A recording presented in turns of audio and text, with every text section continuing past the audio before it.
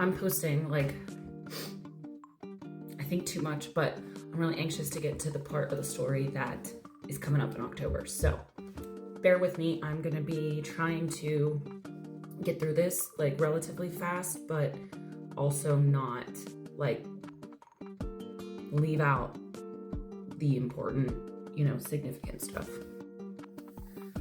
Okay, so when we took Gibson home, Brian took the rest of his paternity leave and some vacation days. And so Gibson had really bad GERD, right? And if you don't, it's GERD. And if you don't know what that is, it's basically just like severe acid reflux. Like his body like overproduced the acid like to the max. So even though he wasn't eating like a lot at once, literally any, like even just his like stomach juices would come up. So I spent about 22 hours a day, and I'm not trying to be dramatic or like exaggerating that. Literally 22 hours a day I spent holding this boy upright. Okay, he was literally like this big, and I had a wrap that I would wear that I could just wear him all the time so that I could do other stuff. But like through the night, I didn't sleep through the night.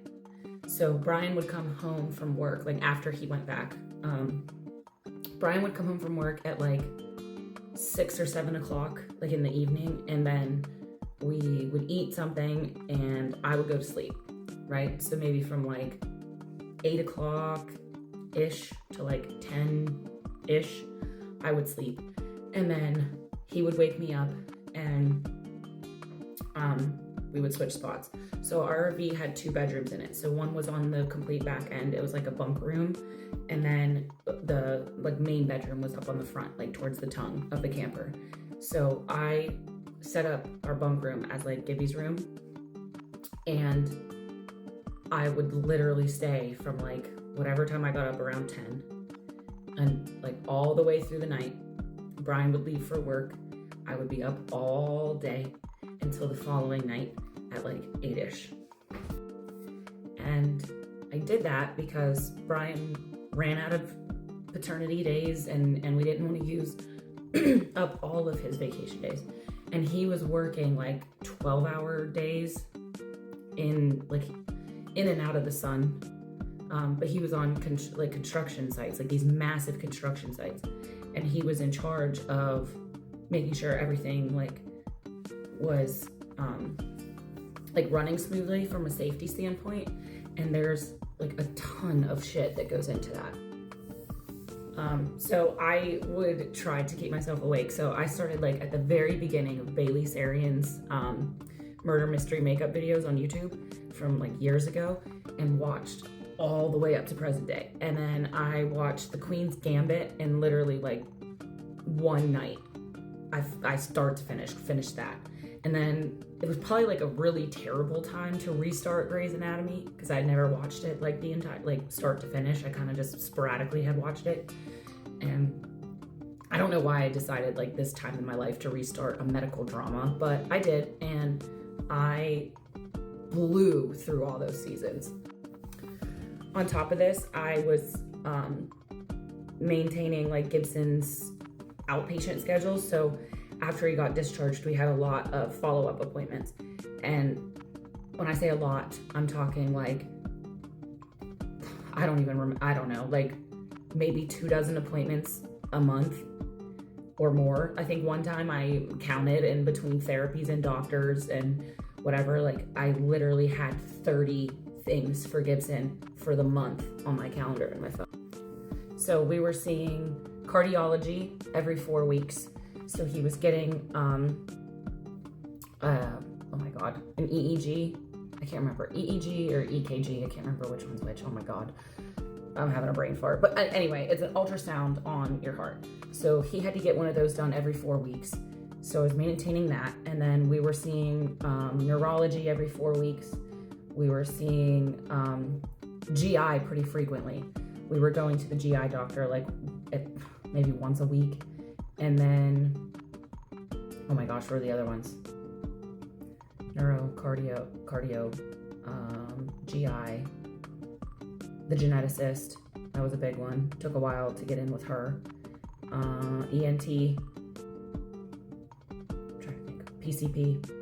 And then he had speech therapy and occupational therapy. So on a rotating schedule, we always had like multiple things to do because it didn't line up where I could just take him and like, it wouldn't be smart to take him to do all of the appointments on like the same day. So I had to space him out, and it just made it so like every fucking week we were doing multiple things. All the while I was literally sleeping like around 2 hours a night, sometimes less, sometimes a little bit more. So, and I guess I should mention too that it didn't matter really much that I was holding him upright pretty much 24/7 because he still was projectile vomiting 90% of what he was eating. Like, I'm talking out of the nose, like squirting across the room. Like, I was holding him one time, trying to like burp him really gently, and he burped and puked, like, and it squirted out of his nose, and I'm not joking. It went so far and landed in both of the dog bowls. Like, Lila's is over here, Lucy's is over here, and it just went right into the dog bowls. I think it was about 3 weeks, somewhere around there, that I had been doing that, about 2 hours of sleep, like running into all of his appointments, like the projectile puke and the fucking laundry, bro. Like, it was just insane. I bought like 3 20 packs of these little bibs, and we would go through them in like a day and a half. It was nuts.